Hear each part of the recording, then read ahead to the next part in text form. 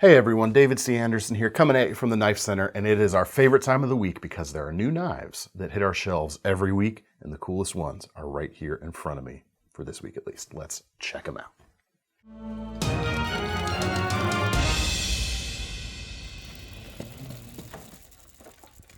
All right, we're going to start with some updated classics, and I feel okay saying these knives are classics at this point. The first is the Kershaw Blur. You know it, you love it. It is hardworking, it is tactical, it is fast, it is made in the USA, and it is now equipped with MagnaCut blade steel. Two versions can be had. You get the all blacked out, all tacked out version, and you've got the blue handled version with a stone washed blade rather than a black coating. Both of them come in at about $130 right now, and they're awesome. If you're not familiar with the Blur, here it is. You've got a 3.4-inch recurve blade, adds a little bit of extra cutting edge to that length and a little bit more cutting power, especially on the pull strokes. You've got a solid aluminum handle, neutral enough in shape, very classic Ken Onion lines on this shape, and it's going to work for all kinds of different hand sizes and fairly neutral at the front too. There's not a super aggressive finger guard, which is kind of the hallmark of a lot of tactical designs, but not necessarily this one. As a result, you can get right up behind that edge and really use the heel of that blade very precisely and with a lot of precision. Redundant, but hey, there you go.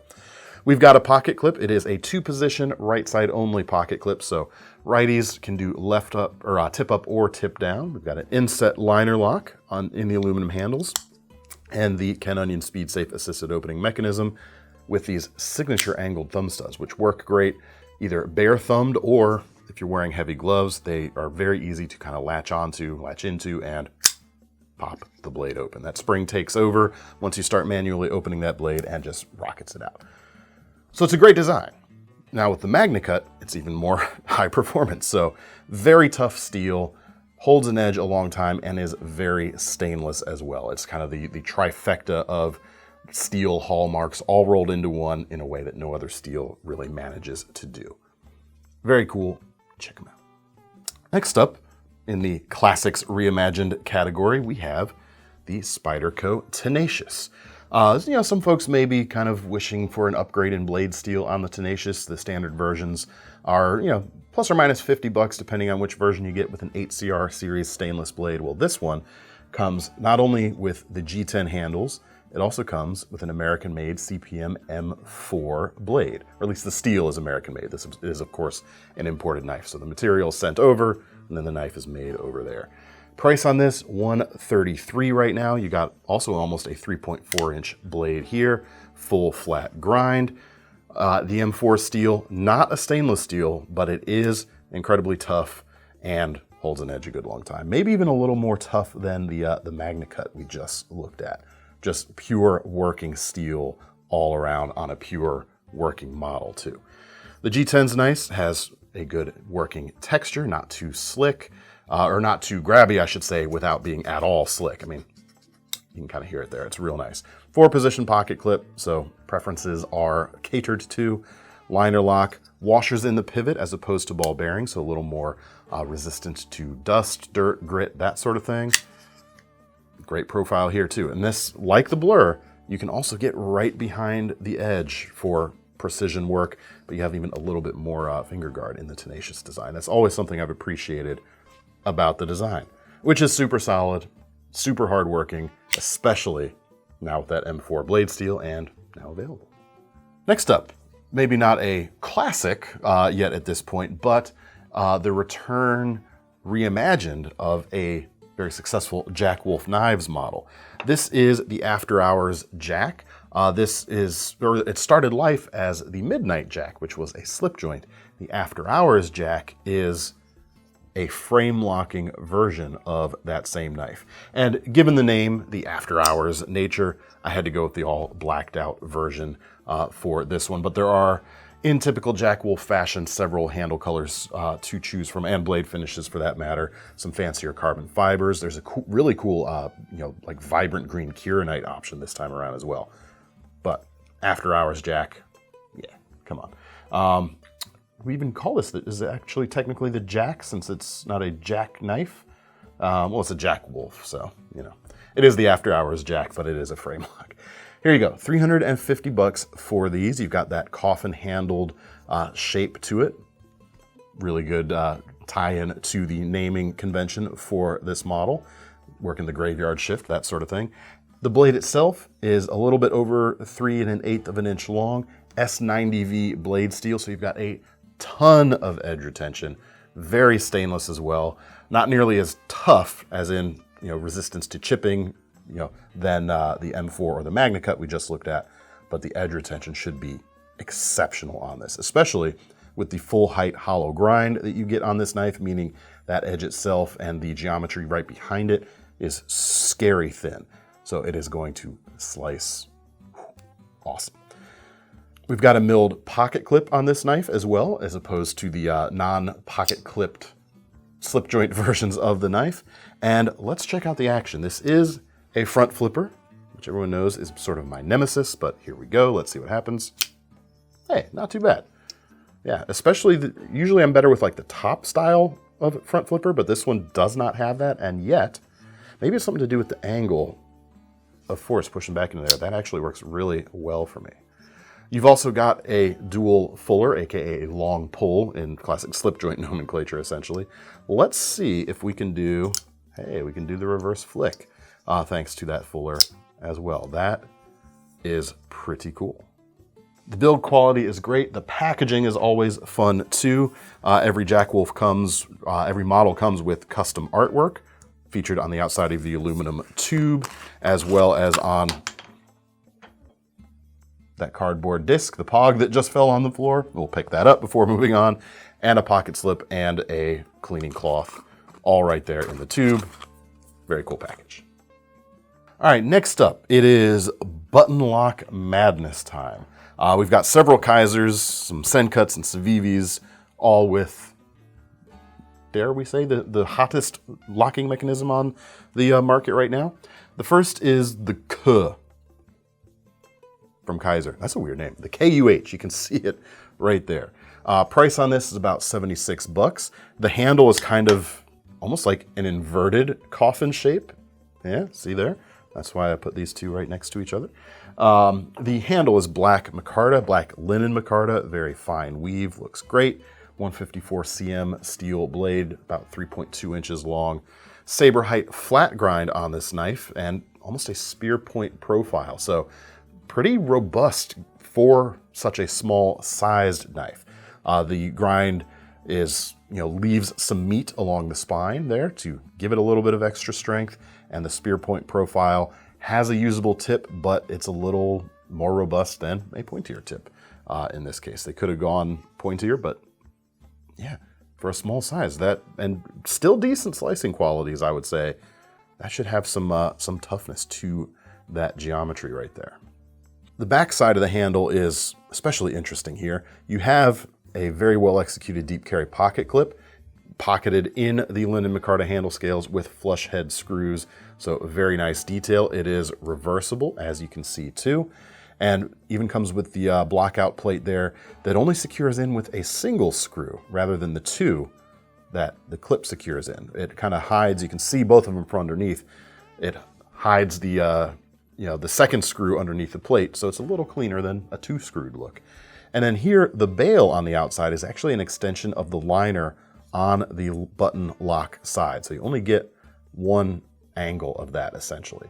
And there you go. Kind of an interesting thing. Keeps things, if you do want to attach a lanyard there, nice and tight. You won't have a whole lot hanging out between the two sides. Kind of cool. And button locks. Why does everyone love button locks nowadays? Why is it one of the hottest locking mechanisms on the market, if not the hottest? Well, you can hold that button down, or at least the way most modern iterations do it. Hold the button down, and you can do this. Flick it open, flick it closed, just with a little flick of the wrist, which is a lot of fun. Your fingers stay out of the path of the blade as you're closing the knife, which we call finger safe. Just a little added degree of passive safety. You don't even have to think about moving your finger out of the way when you do it, which can be quite nice. That is just one of the opening mechanisms on this particular model, however. We also have the thumb studs, which work nice. You've got this squared off iteration of dual flippers. You got rear, which works great, and you've got front flipping, which, all right, let's see. Yeah, there's a reason front flipping is my nemesis, but there you go. It works as well. $76 on this knife right now. Next up, we've got the Kizer Original, which is, I never figured out why they called it the Original. It's not like it's their first one. Unless it was somehow, and then it's been brought back now. These are questions I should have asked people by now. This is an upgraded version of the original XL with the button lock. $149 for this, and the materials are, both in the handle and the blade, are jumped up from the less expensive versions. We've got S35 VN steel for the blade, 3¼ inches long. Do everything, everyday carry, drop point shape. High flat grind, thin enough to slice well. More acute tip than the KUH that we just looked at. So a little bit pokier, a little bit more, I don't want to use the word delicate because it's not a delicate blade, but it's not as robust as the beefier geometry of that knife. The handles, also upgraded, are titanium with the snowflake pattern on it, or snowflake texture. You don't really feel it, but it's got this nice jewelry quality, but also has rugged vibes to it too. It toes this weird line where it seems fancy, but maybe it seems, workaday. I don't know. What do you folks think of that finish? I think it looks cool, but what kind of vibes does it give you? Interested to know. We've also got a milled deep carry pocket clip. Very cool. Single position, which means even though a button lock like this is very usable in the left hand, the pocket clip is right side only in this case with tip up carry. We've also got thumb studs that work great. The handle itself, you can get a solid grip on that, even if you have larger hands, I would say. Mine are slightly larger than average, and I've got almost all 4 fingers on there perfectly, but you've got this nice big area around the pivot where you could choke up for an even fuller grip, and that's going to provide even more length for the big mitted folks out there, which is always pretty cool too. Solid knife. Next up, we've got a new version of the Carlos Elstner designed Assassin coming in at $79. We've got a 154 cm blade here, 3 inches long, high flat grind, bit of a swedge on the dropped arc right there. Feels pretty robust for its size. Let's compare to the KUH. It's maybe a tiny bit thicker on the blade thickness, it looks like, with the satin finish here that looks nice. So robust, but slicey enough. The handles are carbon fiber, and you get a bit of that weave or that woven texture coming through, whereas sometimes you can have like a perfectly either glossy or shiny or sanded matte texture. This is almost like somehow they've got the raw weave bumping out at the top. It's really nice, actually. It's still smooth, like you're not getting in and like picking up any fibers or anything like that. I don't know how to describe it. It's, in a way, it's almost like leather-like, which is really interesting. I like that. Very cool. You've got a deep carry pocket clip here. Flush head screws, but not pocketed because it wouldn't quite work with the way they've got the lanyard or the backspacer with the lanyard hole here integrated. The spacing was just a little tight there, but still, you're not going to have any problems snagging, I don't think, going in and out of the pocket with that. The action, very nice. Ball bearings in the pivots on all of these knives. They flip really well. You've got that button lock finger safe action. You've got 3.5 finger grip for my particular hand size on this. But if you choke up, put your, for me anyway, put my index finger right around that flipper. I can get that real solid gorilla grip as well if needed. I like the jimping along the spine, gives you a little bit more control. Yeah, just a really attractive design and really useful as well. Next up, big drop of Sencut, CIVIVI, and WE knives landing today, sister companies, of course, they describe it as Sencut being good, CIVIVI better, WE best. So let's go through. The Sencut this week is the ArcBlast. Really attractive looking profile to my eye, and really good value too, about $46 and some change. You've got a just under 3-inch blade with 9CR series stainless, and in typical WE CIVIVI Sencut fashion, they grind the edges very thin and make the edges themselves very, very sharp. So they are made to cut and cut well. You've got a high hollow grind on this knife, maybe not super high, but anyway, the edge itself kept nice and thin. Swedge along the spine to remove some drag there. Aluminum for the handles. This is kind of the raw silver tone finish, but there is black with a black blade, red with a black blade, blue with a satin blade, a few different colors you can pick from. The button lock works really well, as you can see from the flipping action, and as you can see, it works well in the left hand too, and you combine that with the reversible pocket clip, makes this a good option for carry on either side or in either hand. Other opening methods, we've got the flipper tab there, works great. You've also got the thumb studs, which I kind of wish they left off of this knife, and that's actually down to the texture of the aluminum here. It's a little bit on the slicker side. It's not like glassy smooth, it's not super slippery, but the detent is strong enough, which you want, so you can get that good flipping action, but it is strong enough so that when I am going to hit these thumb studs, you can kind of push, you can see it happen there, kind of push the handle forward a little bit, likes to slip on me unless I've got like a really conscious, really solid hold on the knife, but just picking it up and going to push it, it's a little slippy for me. Flipper tab, I have no such compunctions against it. That works exceptionally well. Like I said, I like the shape, very useful, very great little size for everyday carry, while feeling not shrimpy, despite its 3-inch blade. I can choke up and get a gorilla grip on this as well if I need to, or be more precise. The ergonomics of the handle actually work quite well.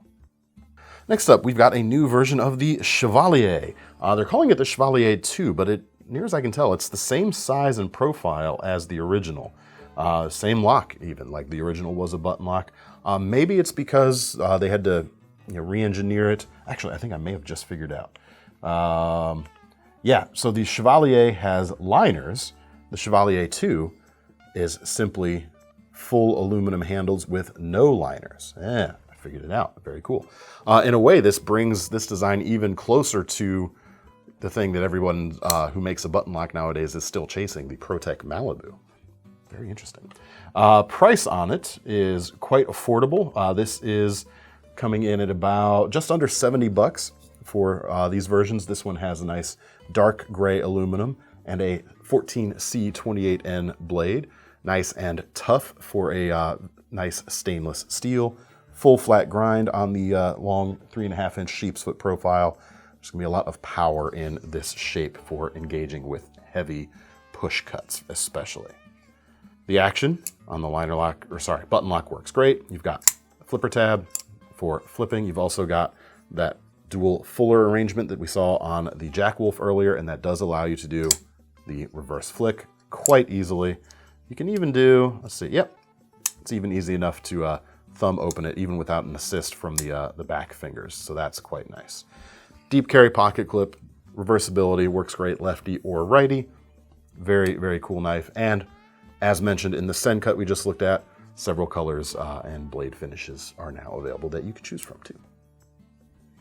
Let's show one of those better, maybe better's the wrong word, more vibrant colors that are available this week with the Praxis. They didn't call this the Praxis 2 compared to the liner lock versions of the Praxis, but like the Chevalier, we've got no liners in the handle here. Very clean, and I love this particular color. This is lime green, but if that's a bit too much for you, there's some more staid colors, more normal colors also available. But it's the same size as the original Praxis. The finger grooves here aren't restrictive for me in my hand size. They actually work quite well, and I've got a solid 4-finger grip on the knife, even without using that choil in the blade. Nitro V for the blade steel. It's similar stuff to the 14C28N on the previous knife we looked at. It's very tough, it's stainless, holds an edge respectably well, I would say.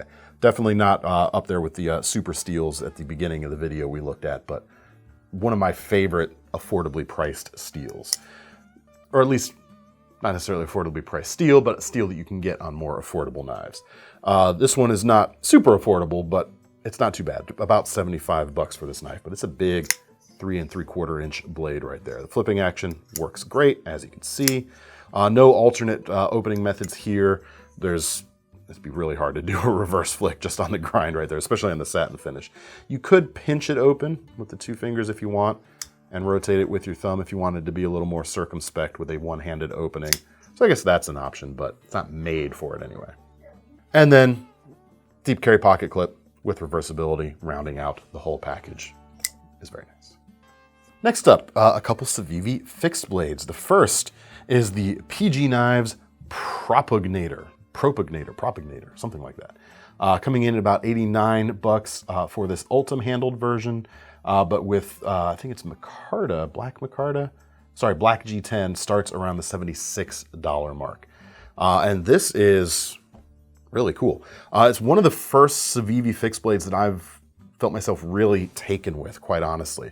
A lot of their stuff tends to skew on the slightly more wild side, with the exception of stuff like their Teton Tickler, which is also a really nice knife, I should mention. But this one kind of marries the wild side of some of their other fixed blade offerings and wraps it up in something that feels more utilitarian, feels, dare I say, more useful even. 4.15 inch blade, D2 steel, a little bit on the thick side, so you've got a lot of strength in it. This is kind of poised to be a heavy working everyday fixed blade. Not really a tactical thing. This is just about utility in my mind. Compound grinds, you've got a higher flat grind at the front, so it's a little slicier, maybe if you're slicing through objects. And at the back, it is a little stouter of a flat grind, so if you're really pushing through a cut when you really need that durability, you've got a little bit more of it back there. The Ultim handles on this one look really well, or look really good, I think, with the high polish they've given it here, especially because you can see the skeletonized handle underneath. Just looks pretty sweet. And the milled kind of mountain tread texture on it doesn't get in the way either. It adds a little more traction without being uncomfortable at all. The ergonomics feel good, fills my hand quite nicely. Even with this kind of transition point here in the middle, it doesn't feel like it's impeding my holds on the knife, which is pretty nice. The other thing I actually really like, ergonomically speaking, is this fuller on each side right here. Removes a little bit of weight, but I don't think that was the intended purpose here. It also looks cool, which may have been part of the intended purpose here, but there is a functional benefit that I see, and that is in the pinch grip, like so. It gives you something to grab onto with your thumb and forefinger if you're doing, tip work with that pinch grip. It feels quite nice indeed. Comes with this nice box lanyard here at the back. I'd probably remove that. Fortunately, they make that very easy to do without untying it. You can simply loop it out if you wish. Yeah, it's really nice, really nice. Comes with a Kydex sheath with a T-clip installed, which is kind of a spin-off of the Tech Lock style with a slot here instead of a hole on each side. Advantage of this is it's going to fit all kinds of different aftermarket sheath or other sheaths out there as an aftermarket add-on, and you can get these fairly inexpensively from us, and comes equipped with that, which is quite nice. The other thing, actually, before moving on, the thought I had when first seeing this is this kind of a food preppy design? And it's probably a little too thick to be a dedicated food prep thing, but it does have the kind of shape that you might be able to pull some of it off in the pinch with some of those pinch grips, or even choking back and giving yourself knuckle clearance that way. Other little detail I like, there's a little bit of a space between where your index finger sits and where the edge starts. I like that little bit of extra safety and peace of mind right there. It's a real cool design. Bravo, CIVIVI. And how about a smaller CIVIVI fixed blade, the Mini Elementum fixed blade. Especially this time of year, I think this could be a really cool giftable knife. Comes in about 53 bucks, 2¼ inch Nitro V blade, Gaborsha wood handle scales on this one, 4 of them in fact, as you can see. This is the new version, but there are existing versions of this knife as well if you want something that looks a little bit different. But this is a neck knife, comes with a sheath. I just had it. Where'd it go? Thomas, did you hide it from me somehow? There it is. Not in my pocket. There it is. Small Kydex neck sheath, comes with a neck chain in the box as well.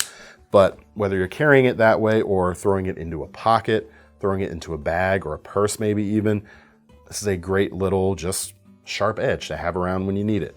You're not going to be doing big, heavy work with it. You're not going to be cutting with it for, hours or even minutes at a time. But to pull out, open up a letter or a box or a package, trim a bit of string or a tag off of a piece of clothing or something, nice and handy little size for something like that.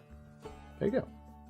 Moving on to the WE releases, which is the premium part of this brand hierarchy. First, we have this Kyle Lamb design. This is called the RekkeR, RekkeR. It is a frame lock titanium flipper, as you can see, coming in about $242. Comes with a 3.6-inch modified, they call it a reverse tanto on that website. That's what it is. You can kind of understand that. The way it's going to behave when you actually cut with it is going to be more like a modified sheep's flip. Anyway, nice swooping profile of the blade, 3.6 inches, if I didn't mention that already, 20 CV blade steel for very good edge retention. You've got a pocket clip pocketed into the titanium handle with flush head screws and reversibility. No milled texture on the back side, which makes it easier to get in and out of your pocket, as opposed to if they had carried this diamond cross-hatched pattern onto the back. The crosshatch is not too aggressive. Handle feels good in my hands. Let's take a look at the flipping action. It flips quite nicely. As expected from a WE, that's something they always do very, very well. Next up, and between this and the Propugnator, that's a better name than what I just said. Between the Propugnator and the Sencut ArcBlast and this WE knife, which is the Equivik, this might be honestly my favorite, WE family knife drop of the year. I am really taken with this knife. It's got a 3.5-inch blade, 20 CV, hand-rubbed horizontal grain. Very, very nice. I love this two-tone titanium handle. They're calling it a nested frame lock flipper, as you can see here on the back. The frame lock portion in this stone-washed blue anodized section is essentially what carries through the foundation of the entire knife. Technically, if we wanted to get a little more simplified in our description of it here, this silver section of titanium is basically an inlay, nested right into the top of the front and the back. This color combo is really speaking to me. There are more wild ones available, including something with like full flamed titanium, or not flamed titanium, what's the word I'm looking for? Okay, that's what we call it, flamed titanium on the inlaid portions, carbon fiber, fat carbon options for the inlaid portion. But man, this one is flippin' sweet. We do have a pivot collar here on the back with that flamed anodized thing going on, milled titanium pocket clip. And it's just a great shape for usability too. It's not too wild. The color combo here kind of leans into the classiness, the cleanliness of the shape overall. 3.5-inch blade with the drop point profile has got me written all over it. That's going to work great, especially with that high, if not almost full flat grind there, and not too thick blade steel. Handle's going to work great with the neutral end here for all kinds of different hand sizes. Can you tell I like it? I like it a lot. Flips great. Ball bearings in the pivot, of course. We do have dual fullers on each side. Let's take a look at the reverse flick. It was a little soft. Let's see if I can get a little snappier. There we go. Check these out. It's very nice. Speaking of very nice, and we're gonna go very, very nice here. I don't know that I've had a chance to show any of the Overkill knives, collaboration between Shirogorov and RJ Martin. We've had some in this year, we've had some in last year, but they always got snapped up super quickly, so I don't think I've ever had one on the video. This is an unbelievably sweet knife. It is quite expensive. This is more than Thomas's truck. About 20. A lot of things are these days. A gallon of milk sometimes is more expensive than your truck. Dozen eggs, whatever. It's about $2,500. It is quite pricey, but oh my goodness, is it sweet. Interestingly, Shirogorovs are renowned for their flipping action. This doesn't flip like a Shiro. You know who else is renowned for the flipping action? RJ Martin. on his customs. And this flips like an RJ Martin. I have had the rare and pleasant opportunity to flip a couple of RJ Martin customs in my time working here, and that is exactly what this action feels like. Uncanny. Super nice. The blade itself is S90V, so you've got a ton of edge retention. The handle is titanium, faceted expertly by the Shiro folks, and you've got the jeans micarta inlay. One of the best denim micarta analogs out there. I mean, it is tight. It's essentially, I think the way they've done it here is actually just used linen micarta as opposed to actual denim. The color's great. The weave is awesome. The quality of this knife is world class. I mean, second to none in the production sphere, I would say. Just, it's custom level. I mean, it truly is. Awesome. Just awesome. All right, we've got some more. We're going to end the video with more premium stuff. The more affordable stuff was closer to the beginning this time. How about some Reate-made knives? The first is part of Enrique Peña's X series. This is the Alacran. It's a collaboration with Javi Garcia, and it is also a very cool knife. About $300 for this one. We've got a PVD coating and a snakeskin carbon fiber. Snakeskin copper fat carbon inlays surrounding the pivot on the front and the back.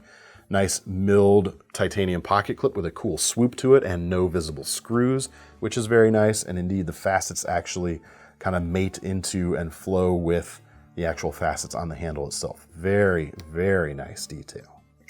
We've got a frame lock on the handle, ball bearings in the pivot, of course, and it's a front flipper, oh no, but it also has thumb studs, so I can open it much more easily. Let me try the front flip. I haven't even tried it yet. Making me nervous. Hey, maybe I'm getting better at those. Or they're just adapting to you. Wouldn't that be something? That'd be a sellable product for sure. 3.5-inch blade, M390 steel, clip point shape with that straight clip there at the front. The overall geometry of the blade is a blend between slicing efficiency and more strength, maybe leaning a little bit onto the more strength side. You can see it's not super thin. The grind is not all the way up to the top either, so it balances out, but I'd say it balances out pretty decently. It's not going to be difficult to make finer slices with, like some knives can be, even if it's not the most efficient in the world. Just real nice in the hand. A few different colors can be had. This is just the one that jumped out the most to me.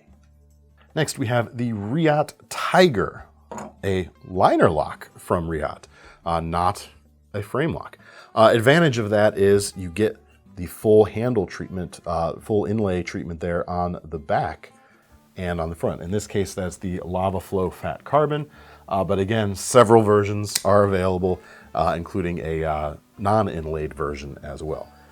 Chunky handle, definitely a hand-filling grip on this knife. You can see that, I think, in the photos here, or in the video here. 3 3/4-inch blade, M390 steel, zircuti collars around each pivot, which is quite nice. And let's talk about the action, too. The other advantage of a liner lock as opposed to a frame lock on a knife like this is if you are holding it and gripping it tightly, you're not actually pushing the frame lock into the knife, so it'll still flip just the same either way. Once that blade is out, I mean, it's just awesome looking, isn't it? Compound grinds, you've got a flat grind near the tip, hollow grind on the recurve section, swedge along the aggressive clip there. We could call this blade a number of things probably. We're calling it a compound recurve tanto. Reverse hawkbill. It's a reverse hawkbill, yes. Actually, we got the blade shape right on the website this time. Good job, guys. Two-tone finish, horizontal and vertical grains combining, looking great. Awesome backspacer, hidden lanyard point there at the back. Just all around very, very cool. Similar to that, but slightly less expensive. Let's see, the Reate was about $427 for that version. This knife is $385. This is a Mechforce knife, a collab between them and Tashi Baruka. This is the SOS Son of Sam flipper. M390 blade, 3.5 inches long, high hollow grind throughout the whole thing, even with the recurve and the bellied section there. I mean, that is just sweet. I mean, look, you can see, given how thick the blade is, you can see that hollow grind just swooping down, leading to that very thin geometry behind the edge. Actually, I just noticed this is actually compound ground. There is a slight section of flat grind here at the tip, but it's a subtle transition. You don't see a crisp delineation like you do on the Reate right there. And part of that's probably because of the stone-washed finish that the ground blade has received, which I happen to personally like. I think it looks great. We've got titanium on the back, carbon fiber on the front of this one, but titanium is also available. I like the marbled nature to this carbon. I like there's no backspacers. The two sides meet up and mate up quite nicely. Feel in the hand, despite its kind of wild looks, is actually pretty decent.